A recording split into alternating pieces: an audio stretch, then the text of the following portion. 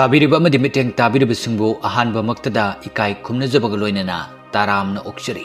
ngasi amuk pumnamakkidamak pujarikliba film asigi maming Jeepers Creepers 3 hairiba film asi mamangda thagatchakiba film adugi ahum suba part ni film asi 2017 gi September 26 ta release tawkiba horror amasung thriller the base toba film amani film asi horakpada nupa macha ama yamna kan chelami mahakna cheliba adu creeper dagi hingnana ba haiduna chelibani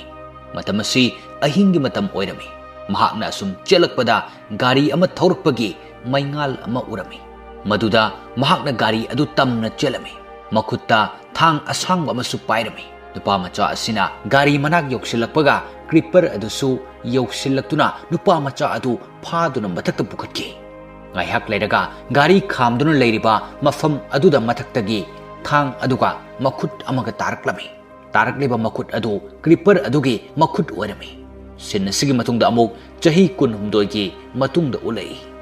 police mayam ama truck ama check tawnana ba haiduna leirami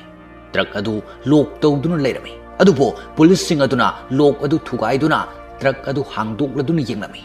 truck adugi manungda mi asiba hakchang ama yaurami madu uraga police amana truck adugi manungda atai kari kari yauri bagi haini yengba changlaklami truck adugi manungda creeper aduna makhal kayagi lang thakduna thamlami maram asidagi police adu lang aduna maram oiraga soklami tanja sida hunter ama laklami mahaki maming sheriff Dan gawi sheriff Dan na police sing adu da hairi creeper sina asok apanamadi amanga ta kaya thogalabani aina creeper adugi laifam kangi asumna police sing adu da creeper adugi laifam haibada police sing aduna thajarami maramdi sheriff Dan na creeper adugi maramda yamna kupna khangbana asumna creeper laifam adu tamna police sing adu lakami makoina lakpada creeper gi truck adusu pudun lakami khara laklaba matungda creeper adu laktuna mahaki truck adu police sing adu dagi lauthoklami creeper gi truck adu automatic amagumna matung handuna chatki aduga truck adugi mathakta creeper adusu tonglami creeper aduna paisilaktuna police ama phaduna hatke tawrami atopa police nupi aduna creeper aduda nongoi tamduna kapke tawbada creeper aduna hairi nahak nongoi kaplaklabadi nahak su aina asumna hatkani police nupi adu nongoi kapa ngamdana leppaga leirami creeper aduna police nupa adu puduna mathakta paikhatuna chatke police nupi aduna upai amata leitana yengduna lehawi mathangi senda nupi ama ulai nupi asi ahal khar oirabini mahak yengbada wakal nungai taba malami ahal oirabi nupi asi mayumda macha nupa amaga leiminarami makhoi lau singubana makhoi gi sinpham oirami makhoi paisa nangba imung amasu oirami ahal oirabi nupi asina wakal nungai tabagi maramde mahaka leiminaramba macha nupa adu creeper na fakibagi ningba kaiduna awabagi masak adu maithong asida taduna leiribani film asi horakpada ahanba creeper na fakiba nupa macha adu ahal oibi nupi asigi macha aduni haujikti ningba kaiduna macha bu kaina khibagi awabaga loinana hinglibini ahal nupi asina vision ama urami madudi creeper adu mafam aduda lakadore haina maramdi creeper gi makhut nama tatkhiba adu farm aduda phumkhibana maram oiraga ahal nupi asigi vision asida macha nupa adu laktuna hari creeper mafam asida mahaki makhut adu lowa soidan lakragani maramdi creeper adugi body part amata mi gi makhut lehende nupi asina vision adugi pauktak adudagi farm da phomliba creeper gi makhut adu lauthokalami mathangi senda bike thobu nupa macha khara ulai makoi sing asigi maraktagi nupa amadi yamna thakshi khasi yautaba amasung jiba singbu laknaduna sanabana magi nungai jabo oirami makoi mari adu mafam asida jiba singbu thiduna laknaba laklibani adubo makoina creeper gi truck adu urami truck adu uraga makoina khali madudi truck asigi manakta changbada mi mafam khangdana mangba truck adu oiramgani haina truck adugi manakta kana amata udabadagi makoi mari truck adu yengbani haiduna manakta changsilaklami truck adugi manak yoksilakpaga nupa amana nung ama khunduna truck aduda yamna sauna thomlami maduda nung adu truck adudaki handoraktuna nupa aduda panduna makokta soklami maram asidagi makoina mafam adudagi chatnaba tawbada truck adugi thong hangdoraklami thong adu hangdorakpada makhoi marina sangsin yengbada truck adugi manungda asiba hakchang mayam ama yaurami madu uraga makhoi yamna kirami amasung mafam adudagi chelaktuna bike sing adu thauduna chenarami truck adudagi chen panba ero ama kapthoraktuna thaksi khasi khangdaba nupa adugi makhongda panduna lengsilami mamanaba sing aduna ero adu lokthoknaba hotnarami adubo chen aduna tapna truck manak aduda nupa adu singsinki asum singsilakpada nupa adu truck adugi manak yauksilaklami nupa aduna yamna kina hairei nakhoi ebi thadoktuna mafam asidagi chatkigano wahi asi taraga mamanaba ama yamna kirakpana mafam adudagi chelami tanja asida creeper adusu mafam aduda laklami creeper adu uraga mamanaba ani adusu mafam adudagi tungtha mangtha chelaklami creeper aduna ta ama puthoktuna nupa ani cheliba aduda hulaklami maduda ta aduna nupa ani adu lona aduna phawdoklaga u pambi amada thinduna lerami aduga bike thogduna chenkhiba atopa nupa adusu creeper aduna pairektuna phaduna mathakta pukhalami atopa sin amada ahal nupi aduna creeper gi makhut adu hinglibra haina paiduna yenglami creeper adugi makhut aduna nupi asigi makhutta kanna paisilaklami thogdok asida ahal nupi asi mawong ama tawkhiduna mamit adu ngawkhatuna tuthaki mafum asida sheriff denso laklami mahaknasu creeper adugi makhut adu paiduna yengba matamda ahal nupi aduda tawba adugumna mangondasu tawrami nakalamada edison ko winupi amaga mamanaba amaga yum amada laklami yum adugi miyoi amata leibu uramde makhoi anina gari manung aduda ngaihak ngaidun leiringaida khanghodana gari gi mingshel aduda asok misakama sensilatuna tuki makhoi gi gari gi mingshel adu ina pungang nganglami madu uraga makhoi ani yamna kirami makhoi anina matunglomda yengbadadi creeper aduna mi hatuna leiramba adu urami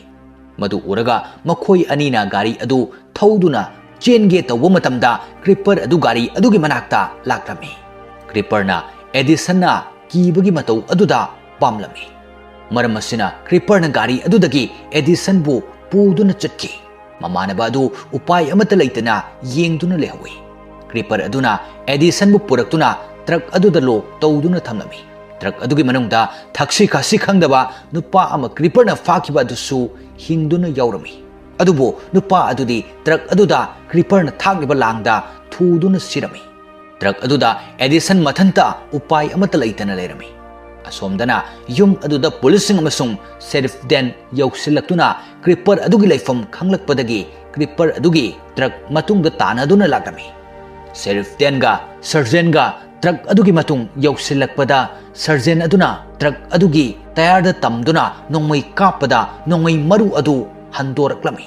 asumna tanaduna lakpada truck adugi mamangdagi policing na truck aduda nongmai leptana kapsilami sheriff den amasung sergeant aduna policing aduda instruction piba nangdringaida creeper aduna policing adu hatlami amasung creeper aduna attack tawrakpada sheriff den gi gari adusu out of control oiduna accident thoklami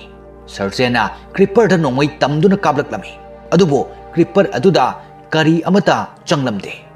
sergeant aduna creeper gi makokta aim tawduna kablakpada creeper gi makokta upliba tupi adu makhada tarami creeper yamna sauraduna sergeant adugi maiki tamna changsilaktuna throwing star adu hulaklami maduda sergeant gi nongmai aduda panduna leimaida turami creeper aduna mahaki singjang adu lokthokduna sergeant adu hatke tawbada sheriff den na creeper aduda kauduna sauhalami maramassidagi creeper na sergeant adu thadoklamlaga sheriff den gi manak tamna laklami sheriff den na gari amagi mathakta kakhatuna machine gun aduna creeper da leptana kapsilami creeper adu machine gun aduna kaplakpada masada khara soklami adubo lepa leitana changsilaktuna sheriff den da attack tawraktuna mafam aduda halami sergeant adudi creeper aduna kari amata tawramdana chatkibana hingduna mafam adudagi chatki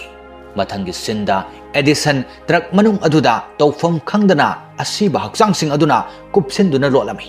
creeper aduna truck aduda changlaktuna edison bu yamna laina thirami aduga creeper na edison bu hatke haina tawbada edison na creeper dagi nanthoknanaba yamna kanna hona jarami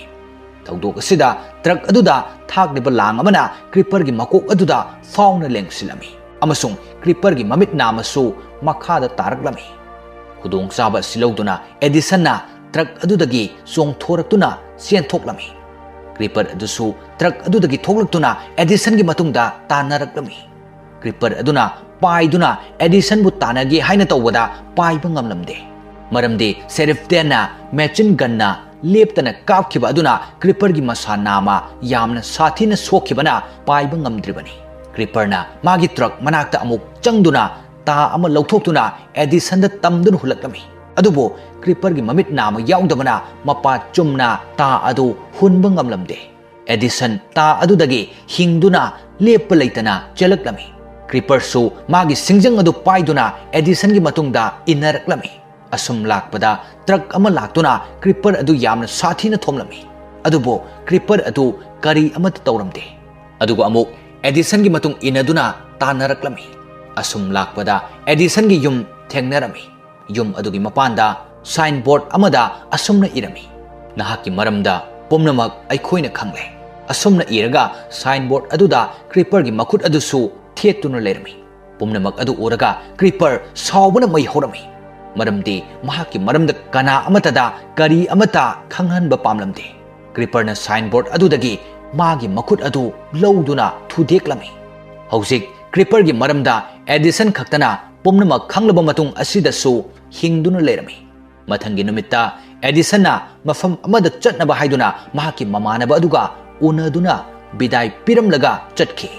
मथंगी सिंदा newspaper गी article सिंगदा असुमना इबा थेंगनरमी मदुदी 30 कौवी नुपी अमना महाकी मनाउ नुपा क्रीपरना हाटखिबगीदमक्ता क्रीपरदगी लमन सोइदना खुंगनी हाइना इरमी अमसुंग creeper अदुदसु challenge तौरमी लैनिंगबा मफमदा लैरबसु अइना थीदुना सोइदना हाटकनी हाइना Matang सिदा film असिगी अहुम सुब part असिगी अरोइबा सरुक ओइखि अरोइबा सिंदा ओलिबा 30 कौवी नुपी असि film गी अहानबा part याउखिबि अदुनी अदुगा महाकना मनाउ नुपा हाइरिबा असिना क्रीपरना हाटखिबा देरी अदुनी film असिगी अरोइबा हाइबदी मरी सुब पार्ट लेरी मयामना अरोइबा पार्ट असिसु थागल उ हाइरबदी कमेंट हाइबिरमु ngasiगी ओइनदी पुमनमकपु इकाई खुमनजरगा मतंग असिदा टेंशन जरी।